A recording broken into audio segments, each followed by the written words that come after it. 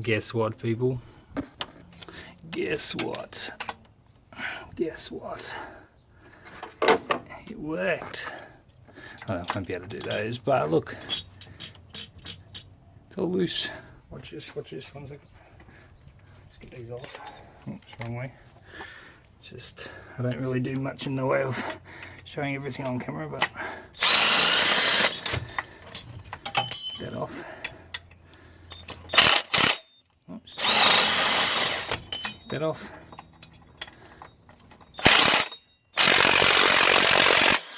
Oops.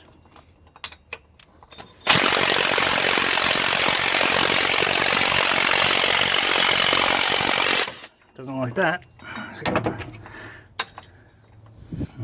One second, I'm going to get this off. It always fired me a little bit then. But, let's see. Let's see how we go. Hopefully, don't embarrass myself in camera. It felt like it cracked. So, let's have a look. Look at the size of this girl. Whoa. She's a tank. This is the first harmonic balance I've ever done. It's definitely loose. Yeah, she's coming off. It's just hard. There we go. Oh my goodness. I did it myself. I did it myself. Awesome. Now, just wanted to inform people that I learnt something on one of the forums. Now, these are also made of the middle section being rubber. I've heard that the hooks, the ones that have like that and pull it on all three sides, because they're done in two pieces, made in two pieces, that can actually put your harmonic balancer out of harmony. So it can twist it and bend it. So wow, it came off. Okay, accidentally knocked the camera. Yeah, so what I was saying is, so there's that little mongrel thing that you got to do this work for to get rid of. I'm hoping my engine starts after this work. So what I was saying about that other T&E tools, you can see these on eBay. All I need is that. That was like 30-40 bucks, something like, give or take, with postage. That and a $20 free postage 13-piece harmonic balancer puller, which is this. The only thing I could think of that it might have had a little bit of issue with, if anything, I could have been wrong, it just seemed like it felt like it started to slip a little bit, is with inferior products, these threads inside here, when they get too much pressure, I'm just talking about just in general, with other metal things and holds, and when things are held by metal pieces, where they're made can make a big difference. But on this occasion, 40, 60, say around the $60 mark to do my own harmonic balance puller, when they sell the T&E tools, like the complete kit, for 150 plus, I've just saved myself at least $90, if not more. So if that's good advice for you, you don't always have to get a complete kit, but it was a risk doing it like this. I thought I'd check it out myself and do it. If you can save yourself some cash and it works, gets the jobs done, why not? So these are the two brand new parts I've got. So I've got a Calibre multi-ribbed belt, which you got to watch out for these belts, because one has the aircon with it and one doesn't, so you got to make sure it's a 6PK2720 belt. It includes the aircon, as far as I was told, and a Delphi OEM. Where are you? Don't you fall. Don't you fall. 1 sec.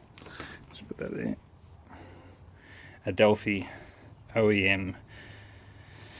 Yeah, one of those.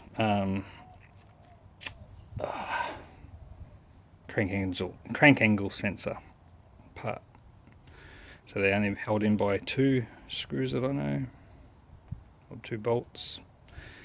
let's get into this. Oh my goodness, it's Wednesday today in December of 2020, and this is really good news so far. Well, to get a harmonic balancer pulled off by a mechanic, whoo, go price it. So I'm seeing no visual leaks, which is another good thing on this Ambo. With very low Ks, I'm hoping not to have many leaks. It's a bit dusty and dirty, which it needs a bit of a clean. But I'm going to get that crank angle sensor out and see how we go from there. Also, a good way before you put it on to double check your belts. Don't cut your belt if you can help it.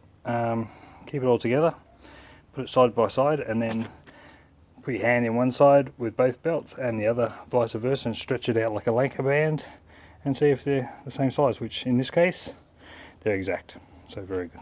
So taking that cover off, this is the actual way it comes off, just straight out with that that's how it comes off, straight off. So that's the position it looks like. Now these things, they're only plastic, yeah. So you got to be careful. You can't just rip them off. Be gentle around this with a flat, nice screwdriver, and just pry it open slowly. These are probably a little bit stronger on this side, but still, they've got a bit more backing behind them. Where this one is just a very thin plastic. You don't want to break them. You want to keep them good. I've just gave this a nice spray of black, but that's the way it comes. They just unclip.